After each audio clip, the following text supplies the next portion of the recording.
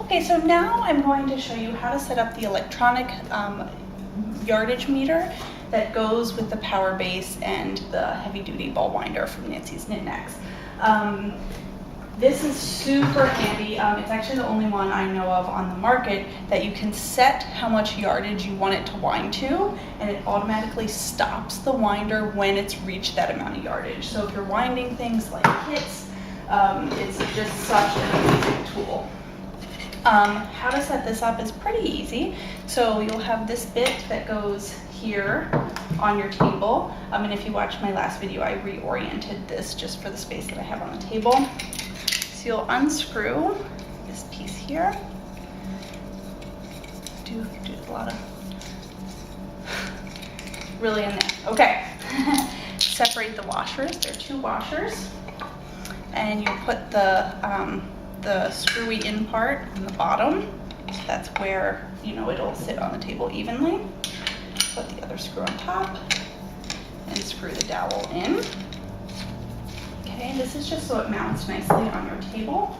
And you want to go ahead and put these clamps on so that it's secured to your table. There you go, just like we did with the ball winder before. Okay, so now we have this yardage meter. This is like the brains of the operation.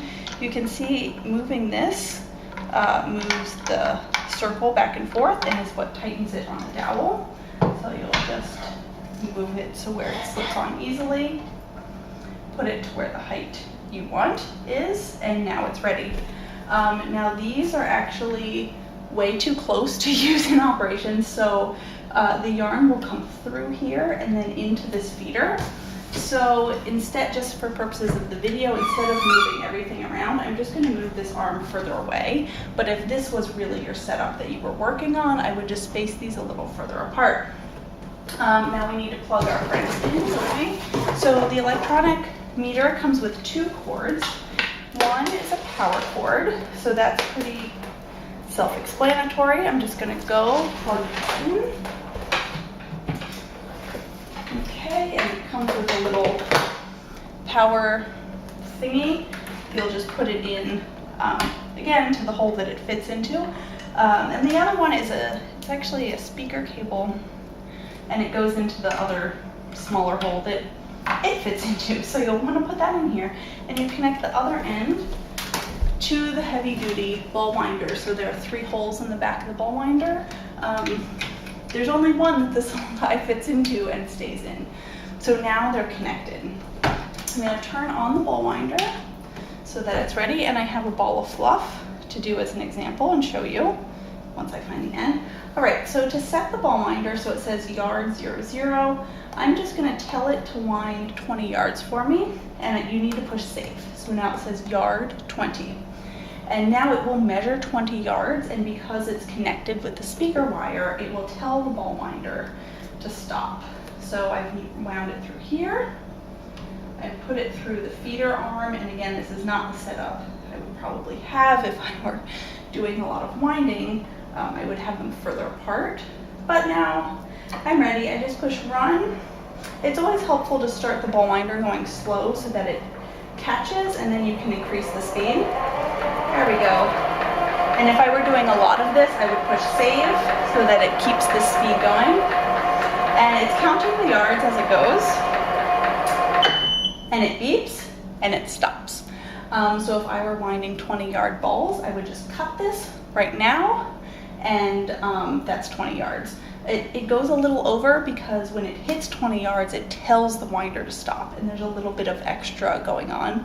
For kits, I think that's great because it's just some extra. If you wanted to be mindful of that, you could set the yardage maybe to a yard less or something like that. If I wanted to do it again, so let's say I cut this, I would just push reset, and it goes back to 0, and I run, and it's going to do another 20 yards, and it'll just keep doing that.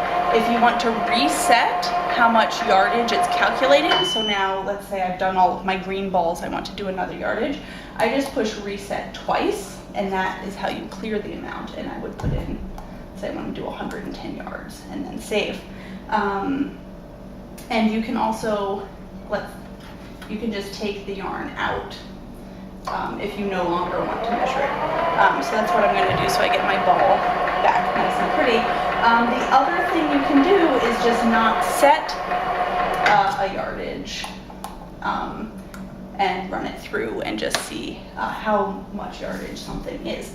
So there you go. That's how to set up the electronic yarn meter to work with your power base and the heavy duty ball winder. So you can set up the yarn meter with the hand crank option of the heavy duty ball winder, but you need the power base to have the automatic stopping function when this beeps. So there you go.